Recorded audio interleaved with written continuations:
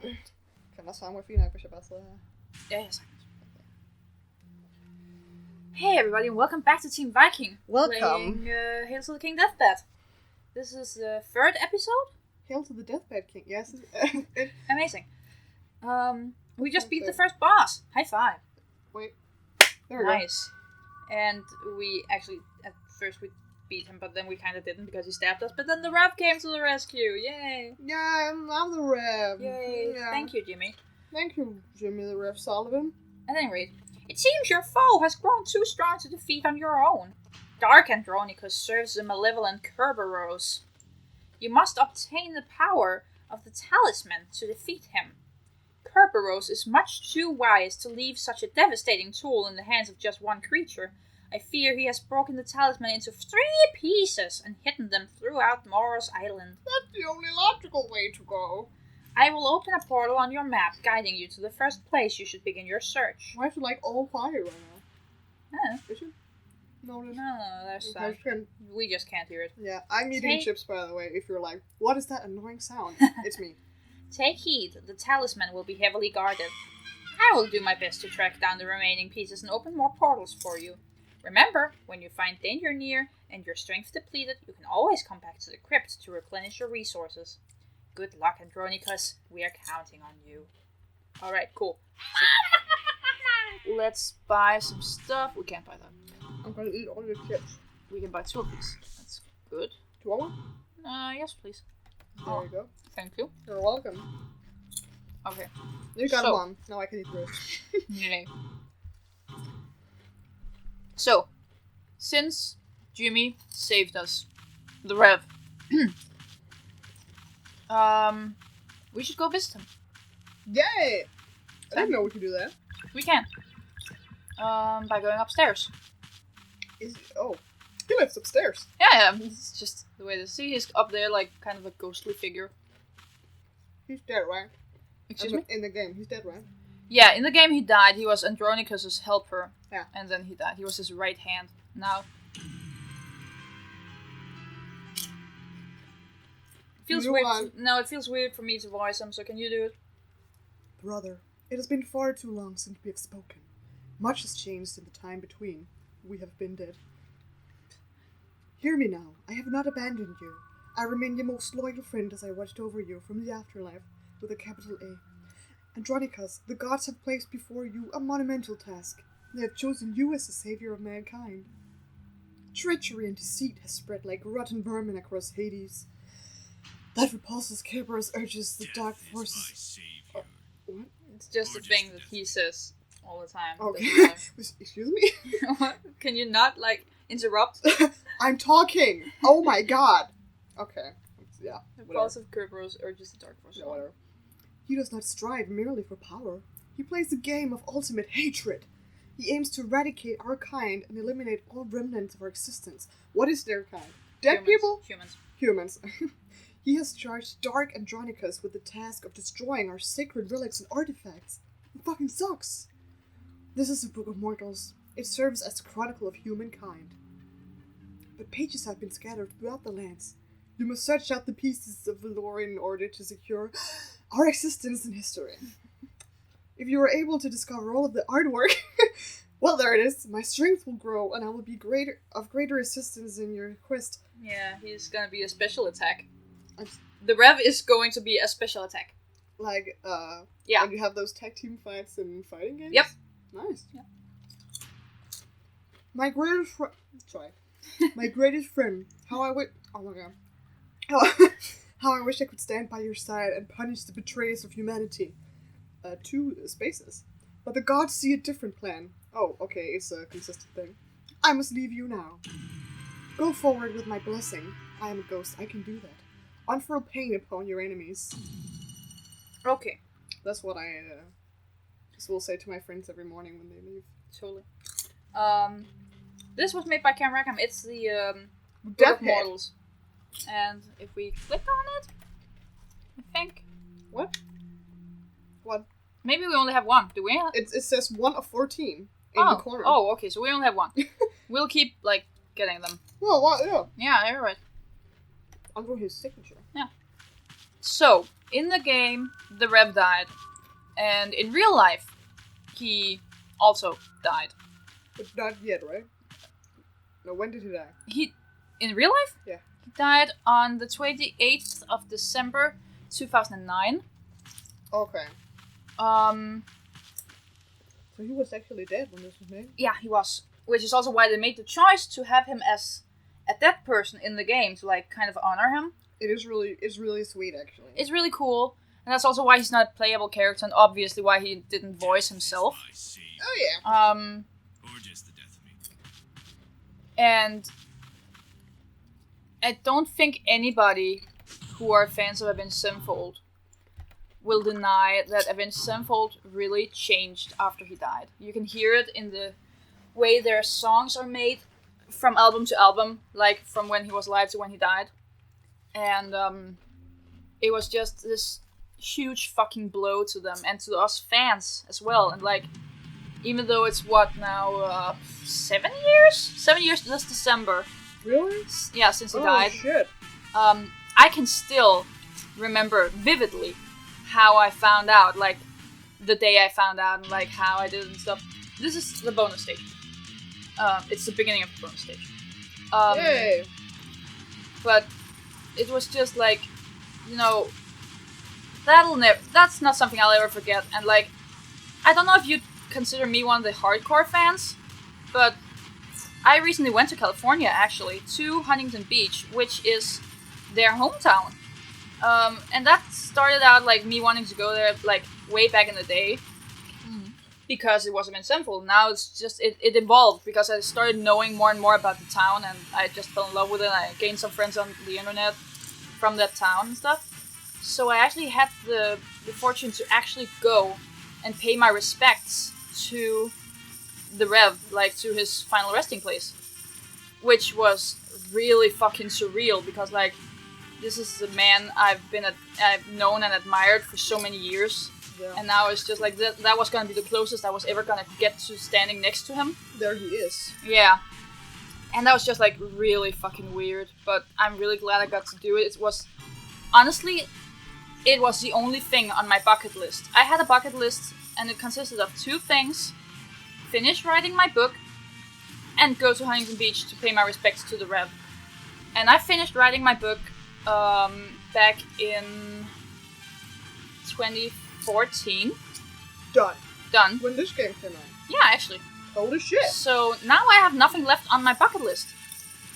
Now I have nothing to live for. Exactly. I was actually a little bit afraid that when I came back from Huntington, I was gonna feel like I had nothing left to live for because I'd completed everything. Thankfully, that didn't happen. That would have been bad. Yeah. I don't have a bucket list. You don't have to have a bucket list. It was just something I did for fun at some point, and I realized that, oh shit, there are very few things on my bucket list. Whoops. I feel like I have a mental bucket list. Yeah. But the chances of me doing the things on the bucket list are so small that I kind of told myself that it's not really a bucket list. I get you. But it mainly consists of, accomplishing really hard things and meeting important people, like, and I'm like, the arts are very small. Yeah. I don't want to promise myself anything, Yeah, I get you. Doesn't mean I'm not gonna work for it, Of course, you can work towards it. Just make sure that you won't be too sad if it doesn't happen. I'm gonna try to be satisfied with whatever I end up with. So. Yeah. Fucking hell, man. Sorry. It's okay. It's not your fault. But we ran out of lives, so that means nothing, because it's cool. Did his gravestone say the Rev? No. It says James Sullivan? James Owen Sullivan. Oh. James Owen Sullivan, date of birth, date of death, Oh, yeah. beloved friend, brother, beloved son, brother, friend, I think. And then it says, Jimmy jumped into life and never touched bottom, which I think is a really cool thing to have on your gravestone, honestly. It is. Not the thing I want, I know what I want on mine, but it's still pretty cool.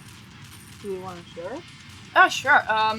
On mine, it'll say my name and date of birth, date of death. Yeah.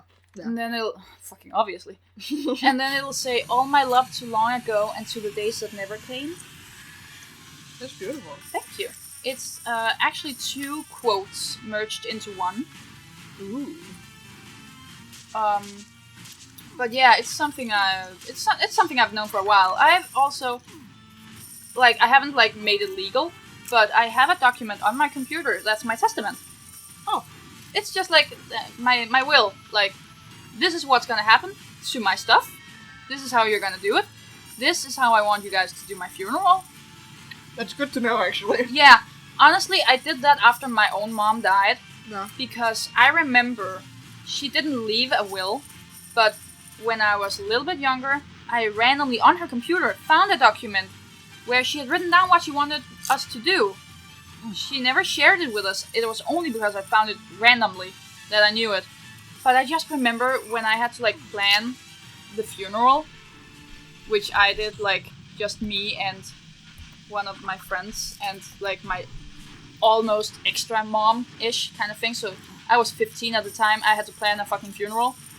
It just made it so much easier on my mind to know that I'm gonna do this because it is what she wants. Yeah. And, like, I can only, like, urge people to actually sit down and think about it. It's not something that's fun to think about at all. But sit down, write it down, put it somewhere where people can find it. It will help tremendously. I've actually heard that, like, people who think about death a lot and, like, come to terms with it are those who are least afraid of it. Yeah, that's probably true. And I feel like, you know, I don't like to think about death because it terrifies me. Yes. But since I'm so afraid of it, I probably should. Yeah. I feel like I should write a will. You can always do it, and, like, it doesn't have to be a legal thing. Oh. It could just be a fucking document on your computer. But, like, do it and then let people know that it's there. Yeah, exactly. Just, like, tell friends and family, I have this. Yeah, and you can find it in this folder here. I think about it a lot, like, that I should probably sit down with my dad at some point and tell him, I want to know what you want to happen when you die. Like, do you want to be cremated? Do you want to have a headstone? Do you want us to play a certain song? What do you want? Because it's not something you want to think about, but then when you actually stand in that situation, you're like, why the fuck didn't we talk about this earlier? I think it's nice not to think about when you're actually dying. Yeah. And it's impossible to think about if you die in an accident. Exactly. Yeah. So it's nice to know. Yeah, it's, My document is very detailed, like what I want you guys to play at my funeral and stuff like that. That got dark real fast. Whoops. Was when your mom's death, was that when you kind of realized that death is something that happens to not just old people? Oh, no. No, that happened, like, long before that. Oh yeah, I guess you were 15 at that. Yeah. I forgot you were quote-unquote old. As old as you, like, could call it. But, like, no, when was the first time I was faced with death? That was, geez, it must have been 10. Yeah, maybe 10. Or 11. I wouldn't know. One of my neighbors, this is a secret, by the way. Should you be talking about it then? No, I mean, this is a secret spot! Oh, I was just like, what? Then you should fucking put it on the internet! Sorry. What do you want? Holy Good Heavens, another one, I beg you, Underworld, Whole Life Horses. Holy shit, gothic shit. Sorry to frighten you, things have turned up, yeah, it's just, death have risen from the graves to terrorize the Give me things, I don't care. Wonder what stirred the rest. Church. Entrance to the church. Why do you want to go in there? Okay. Nice. Nothing. No, my neighbor, an adult, a grown-up, Lila, died when I was like 11, probably. Maybe 10, I don't know. We were very close. Her and my mom were super close. She was an alcoholic like my mom. And it was winter because it'd been snowing. And I was out sledding with one of my friends, Dean, when my mom calls me. This is in the afternoon. And she calls me and she says, Lila has been hospitalized. Lila was my neighbor. Lila has been hospitalized. It's really bad. I need you to come home. We need to go to the hospital. So I abandoned Dean. Screw you, Dean. And ran home. And we got in a car with Lila's husband and another one of their friends, and then me and my mom. And we drove up to the hospital. And Lila was laying there. She was not conscious. She was hooked up to like an oxygen machine, and there was blood coming out of her mouth, and she was not gonna be conscious again. And all the nurses were like trying to like maybe pull me out of the room and be like, what the fuck is a kid doing here? Maybe a kid shouldn't see this. Maybe you should shut up. Maybe I can understand that to this day, but at that time I was really stubborn and I just wanted to be there. I feel like that's fair. Yeah. Like, don't tell me how to deal with my grief. Exactly. I'm a person. But I didn't understand at that time that she was going to die. No. I thought that she was going to be okay again. And we eventually went home like at 3 in the morning. We were driven home. And the next morning, I wake up and I come downstairs and my mom has just been called by the hospital who told her that Lila had died. So that was the first funeral I ever went to, because like my great-grandma died when I was like a toddler, when I was like 2 or something, but I didn't understand at that time. So that was the first death I was ever faced with. Nice. See, this is annoying that you can't get these coins. Fuck you! Then another one of my neighbors died, and then my grandmother. And then my mom died. Good to get a timeline. Yeah. Like, it was definitely not the first time I'd been faced with death, and not death in the family either. Yeah. It was the first death where I had to arrange the funeral. More or less single-handedly. But yeah, it's not like I don't want to talk about it or anything, because one, it's been fucking hell, man. It happens all the time. Yeah. Well, it's been a long time. It's been like, what, 6 years since my mom died? Yeah. Oh, and by the way, Jimmy died like before my mom.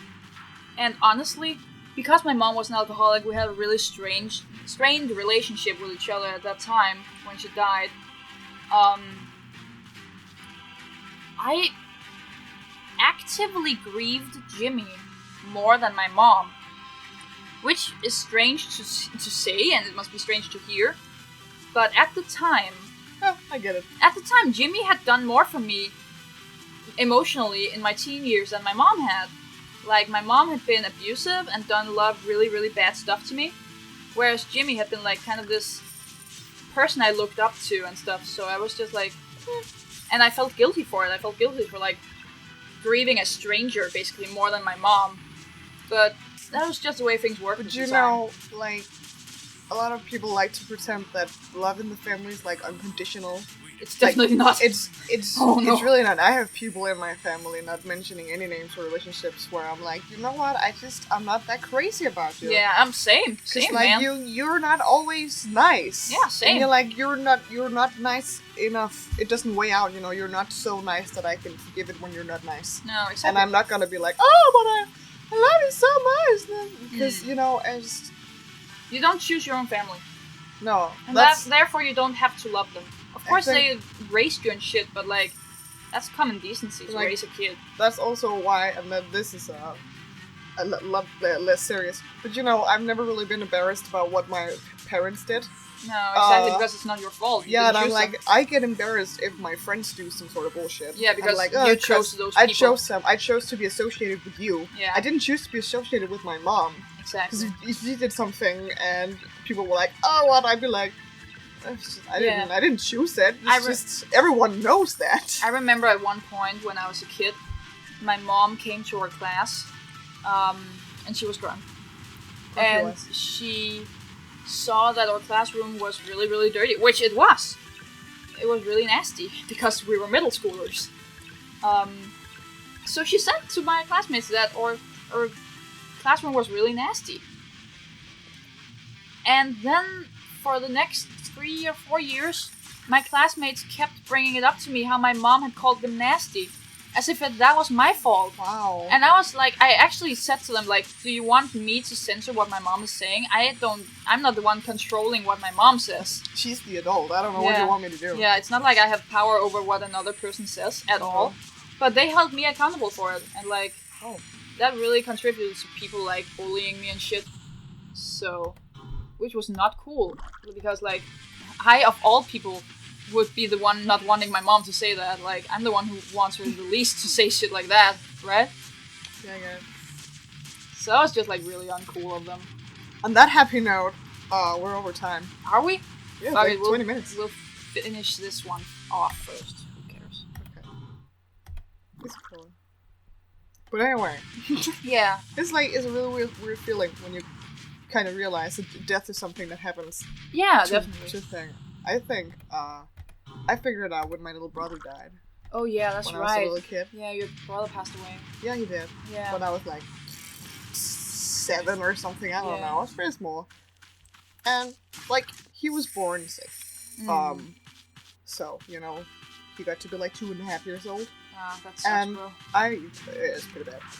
But I remember he was hospitalized again, and like I was at my grandparents' place, and then they called, and they were like, he's hooked up to an oxygen machine, and we might have to pull the plug. Life support. And I was like, it's fine, nothing will happen. And then I got up there the next day, and my dad was like, we're gonna go say goodbye to your little brother, and I was like, oh. Wait, what? Because, you know, just like that feeling you get, like that in your exactly. chest, and you're like... I get it in my stomach, personally.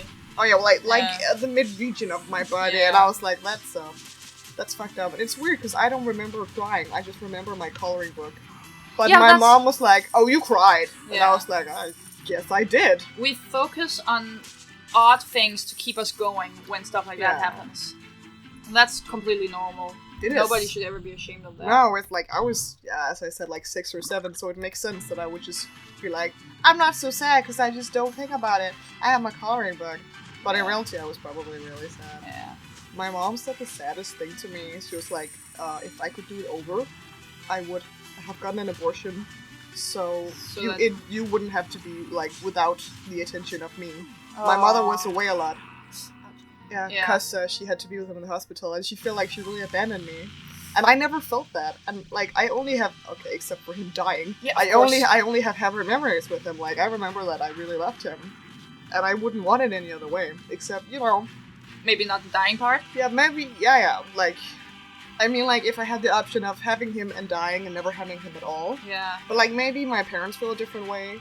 Because, you know, losing a little brother when you're a kid is tough, but losing a child... Losing a child is, like, the worst thing. The worst thing. Yeah. So, I understand. But it's... I don't know.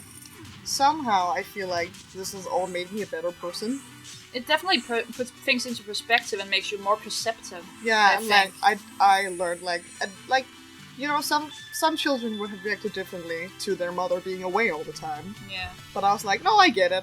I think that matured me a little faster. Not like I'm better than everyone else, I know things, but you know, I just kind of learned to accept that that's how it is sometimes. Yeah, life is strange. And he clearly needed the attention, because I know it made sense that a baby is sick, he needs a grown-up to look after him. Yeah. Preferably a parent. Yeah. So, it was, Anne didn't know about my little brother. Oh. I didn't know either, like, until your 18th birthday. I know. Yeah, but it's not something I'm like, oh, hi, I'm Helena, my brother died. Yeah, exactly, like, and the same with me and my mom, like, yeah. It's not the first thing you tell people. No. Not because you're ashamed of it, but just because, like, that doesn't define you as a person. No, sure, it's a part of who you are, but it's not... It's also kind of a bummer. Yeah, that's true. You know, it's been a long time for us, but like it's news to other people. So like when I told Anne, we drove home from the summer house, and I was like, oh, that's where my little brother's buried. And Anne was like, what? Yeah. It's like, yeah, I had a little brother and he died. She was like, oh my god. But you know, people always react like, oh my god, I'm so sorry. I'm so sorry. Are you okay? It's like, yeah, I was like 7. Like, no, I'm okay now. Like people always, because you know we're like, lol, that happened. Yeah, and they're like, oh my god. It's the same with me and my mom. Like, sometimes I even joke about, like, if people are like, if they make your mom jokes, I'll be like, my mom's dead. And people will be like, oh my god, I'm so sorry. I'm like, I'm doing this to make it not taboo. Yeah.